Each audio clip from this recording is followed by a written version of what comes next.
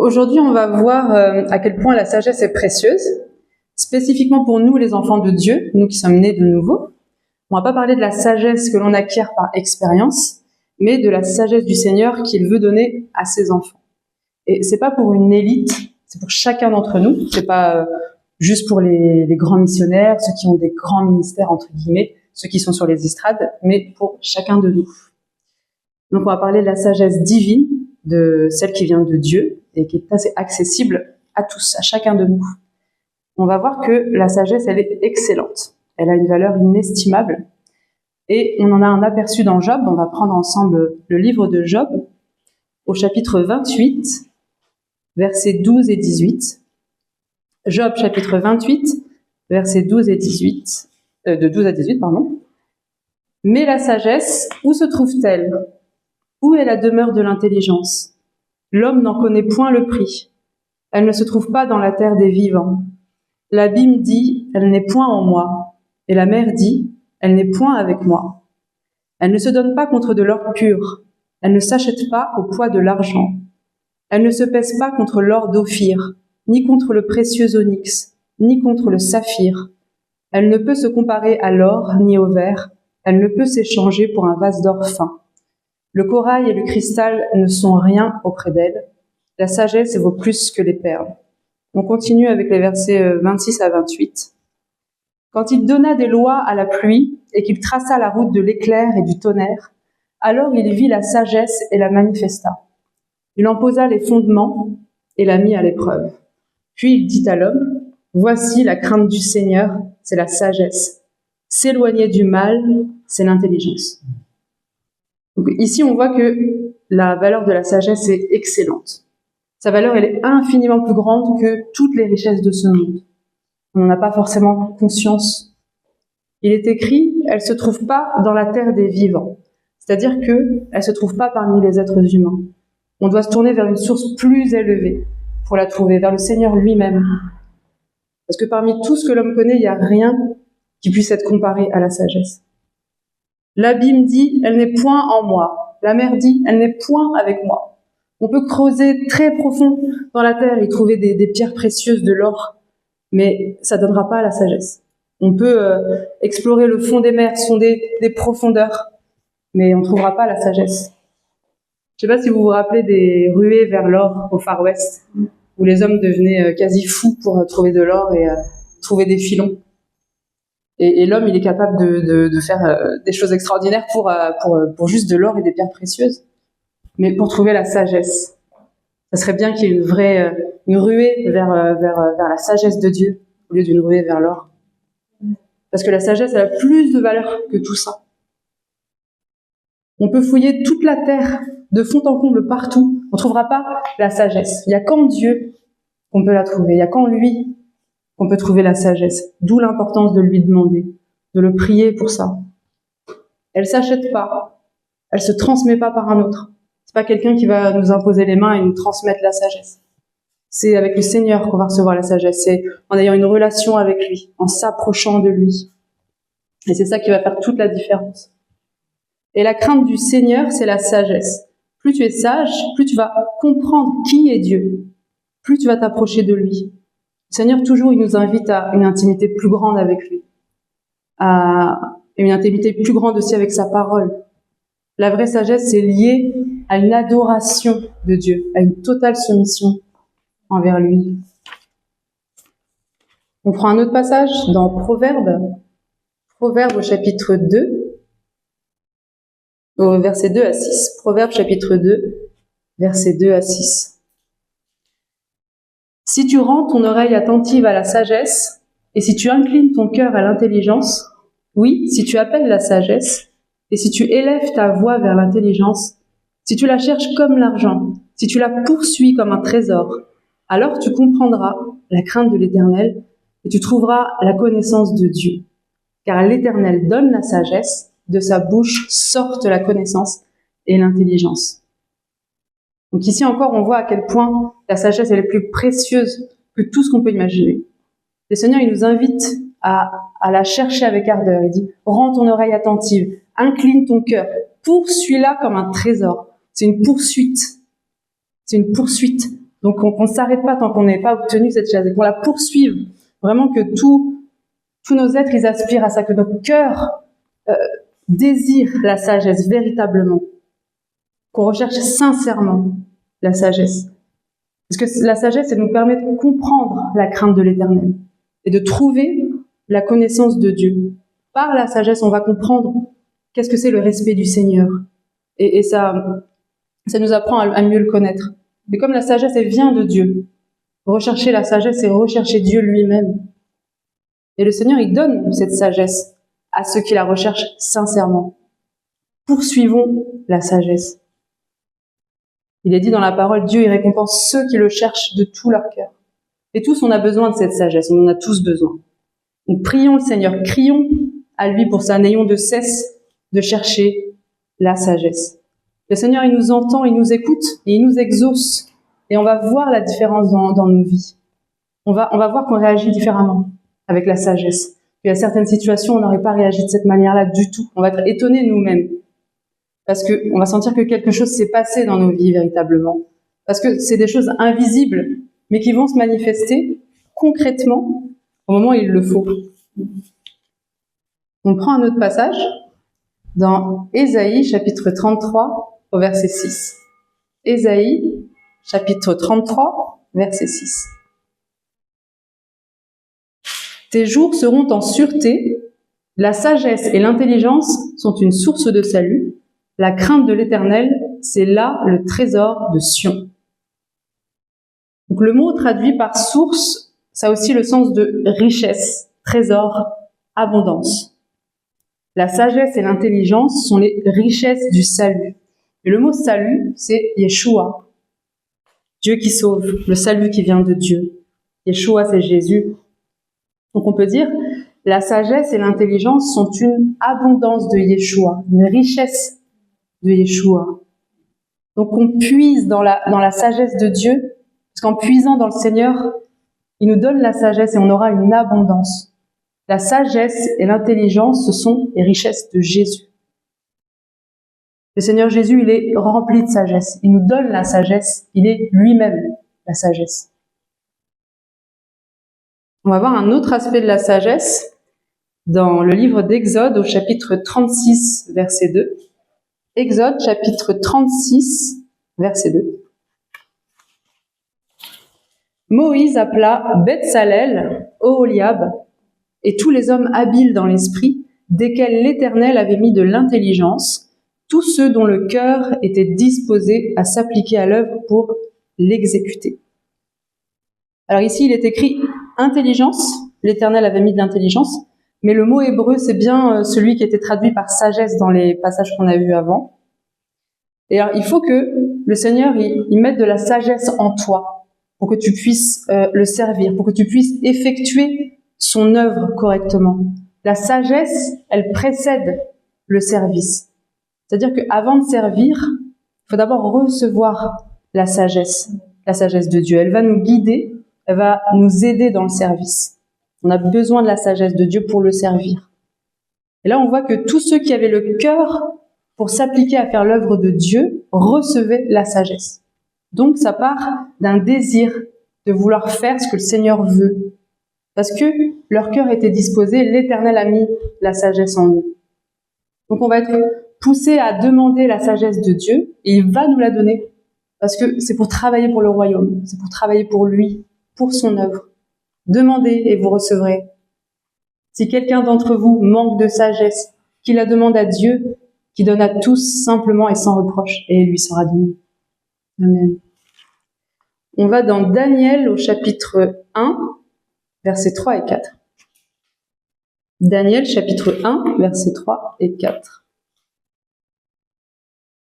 Le roi donna l'ordre à Ashpenaz, chef de ses eunuques, d'amener quelques-uns des enfants d'Israël de race royale ou de famille noble. De jeunes garçons sans défaut corporel, beaux de figure, doués de sagesse, d'intelligence et d'instruction, capables de servir dans le palais du roi et à qui l'on enseignerait les lettres et la langue des Chaldéens. Donc ces jeunes hommes, ils étaient sélectionnés selon plusieurs critères. Ils étaient beaux, intelligents, mais ils étaient doués de sagesse aussi. Et ils étaient les plus sages parmi les captifs hébreux. Le peuple hébreu, il avait été exilé, et l'ennemi, il avait conscience que les plus beaux, les plus intelligents, les plus sages allaient leur être utiles. Leur sagesse, elle leur permettait de servir dans le palais du roi ennemi. Et nous avons besoin de la sagesse de Dieu pour servir dans le palais du roi des rois, dans le royaume de Dieu. Et on voit que la sagesse, elle se voyait en eux. Ils ont été sélectionnés pour ça. Donc que ce soit aussi le cas pour nous, qu'on puisse voir notre sagesse, qu'on puisse voir que le Seigneur, il a déposé en nous de la sagesse. Avec la sagesse de Dieu, on sera utile pour servir dans l'Église, mais aussi pour servir dans le monde. Et là, Daniel, il servait dans Babylone, dans le monde. Mais vraiment qu'on puisse refléter la sagesse de Dieu partout. D'ailleurs, la parole de sagesse, c'est le premier don listé dans 1 Corinthiens 12. C'est la parole de sagesse qui vient en premier.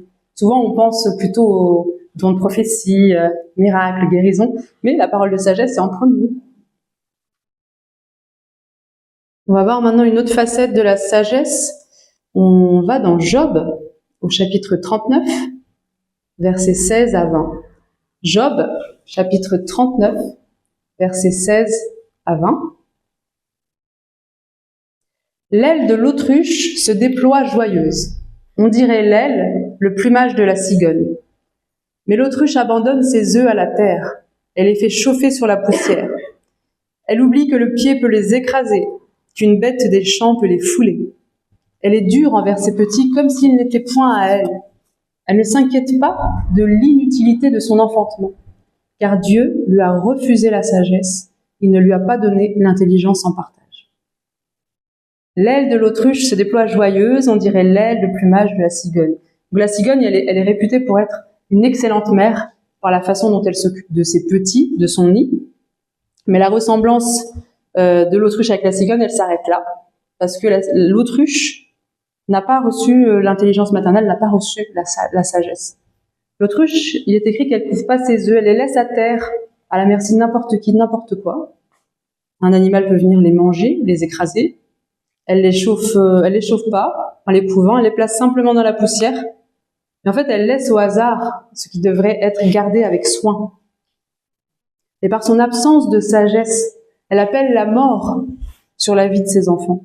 Et elle perd beaucoup de petits, parce que le Seigneur lui a refusé cette sagesse. Il y a une absence de protection sur sa famille, sur son foyer. La sagesse, elle protège notre foyer. Le Seigneur ici nous instruit afin qu'on ne manque pas de sagesse. Parce que c'est à nous de protéger ce que le Seigneur nous a donné. Que ce soit nos enfants, que ce soit des dons qu'il a mis en nous, qu'on les dilapide pas sans sagesse. On doit garder précieusement ce que le Seigneur nous a confié. Le Seigneur, il dit que l'autruche, elle oublie que le pied peut écraser ses œufs. Ça nous montre qu'un foyer non protégé, il peut être vulnérable aux influences, aux dangers extérieurs. Mais la sagesse, elle va nous aider à gérer ce que le Seigneur il nous a donné. C'est aussi valable pour nos finances, pour gérer un budget. Le Seigneur, il va nous montrer ce qui est utile, ce qui ne l'est pas dans nos dépenses. Le Seigneur, il va aussi restructurer toute cette partie finance, comme il le fait avec nos vies. Parce qu'il a sa place dans le moindre détail de nos vies. Et il a son mot à dire aussi dans les finances.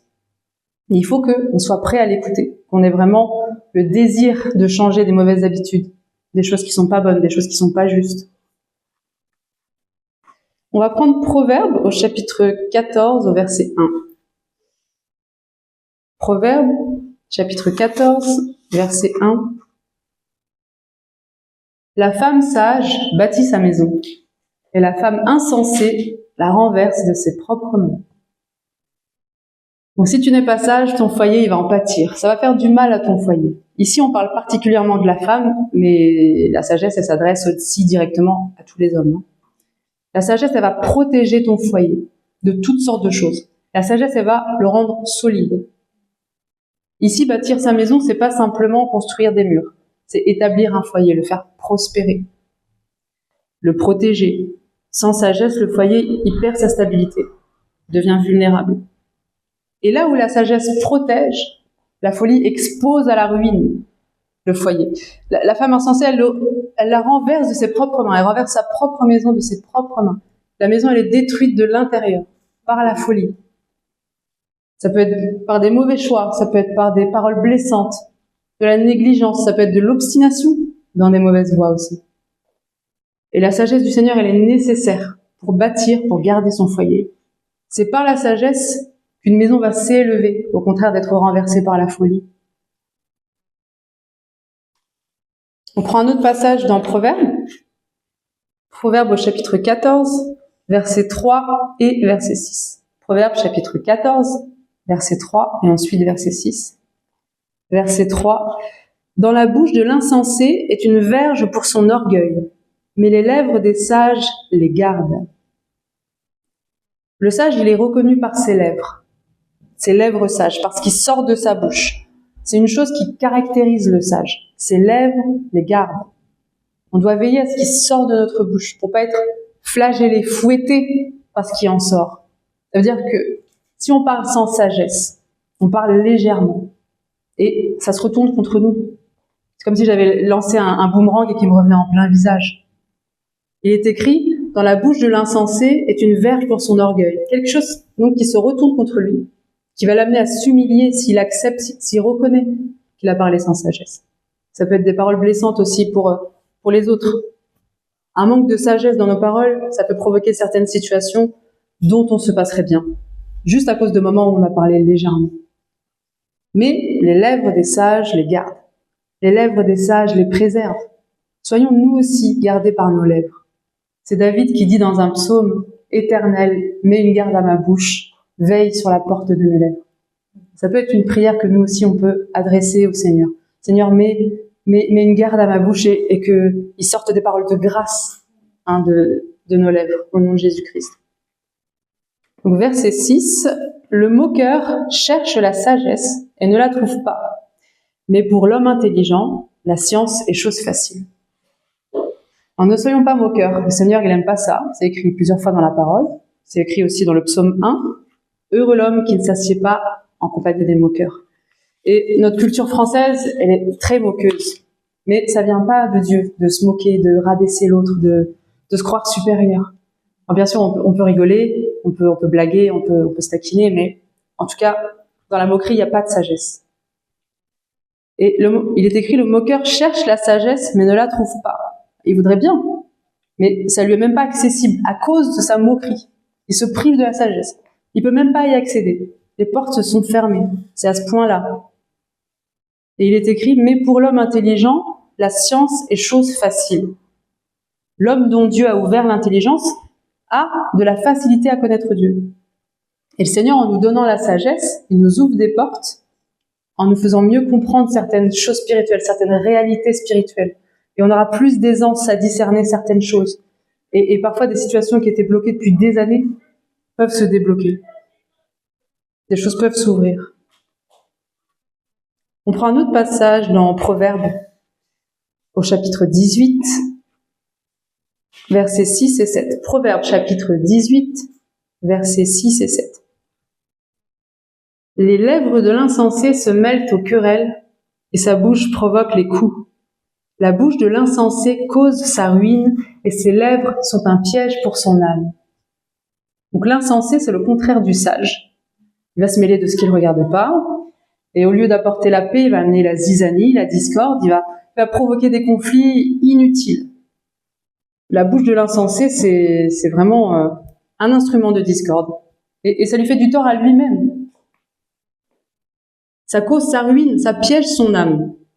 Et au contraire, le Seigneur, il veut que nous soyons des instruments de paix, que notre bouche, elle provoque la guérison au lieu de provoquer des coups, que notre bouche, elle cause la restauration au lieu de provoquer la ruine, et qu'elle cause le rétablissement au lieu d'être un piège pour notre âme et celle des autres. Les lèvres, c'est l'expression du cœur. Comme il est écrit, c'est de l'abondance du cœur que la bouche parle. Alors parfois, il faut se taire, parfois, il faut parler.